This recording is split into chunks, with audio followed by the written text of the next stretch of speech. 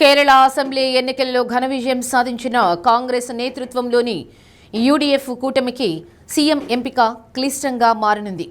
ఎన్నికలకు ముందు యూడీఎఫ్ తన సీఎం అభ్యర్థిని ప్రకటించలేదు. సంప్రదాయాన్ని అనుసరించి కాంగ్రెస్ అధిష్టానం గెలిచిన ఎమ్మెల్యేలను సంప్రదించి సీఎంను ఖరారు చేస్తుంది. సీఎం పదవి కోసం పలువురు కాంగ్రెస్ నాయకులు ఆసక్తికర వ్యాఖ్యలు చేశారు. దీంతో సీఎం పదవిపై చర్చలు జోరుగా కొనసాగుతున్నాయి. సీఎం పదవి కోసం వీడి సతీసన్, రమేష్ చిన్నీతల, కేసీ వేణుగోపాల్ పేర్లు వినబడుతున్నాయి. అసెంబ్లీలో ప్రతిపక్ష నాయకుడిగా సీఎం పినరై విజయన్కు వ్యతిరేకంగా బలం వినిపించాడు వీడి సతీసన్. ఎగ్జిట్ పోల్స్లోనూ బలమైన నాయకుడిగా ప్రజలు పేర్కొనడం గుర్తించాల్సిన అంశం.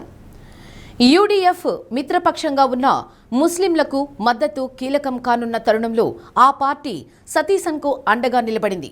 ఇక కాంగ్రెస్లో సీనియర్ నాయకుడిగా పేరున్న రమేష్ చెన్నితలకు బలమైన మద్దతుతో పాటు నాయకులకు మంచి సంబంధాలు ఉన్నాయి.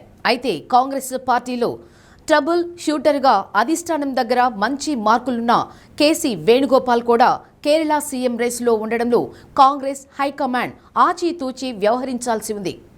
అదే సమయంలో త్రివేంద్రం ఎంపీ సీనియర్ నేత శశిధరు పేరు కూడా ప్రస్తావనకు రాగా పార్టీ హైకమాండ్ తీసుకునే నిర్ణయమే శిరోధార్యమన్నారు.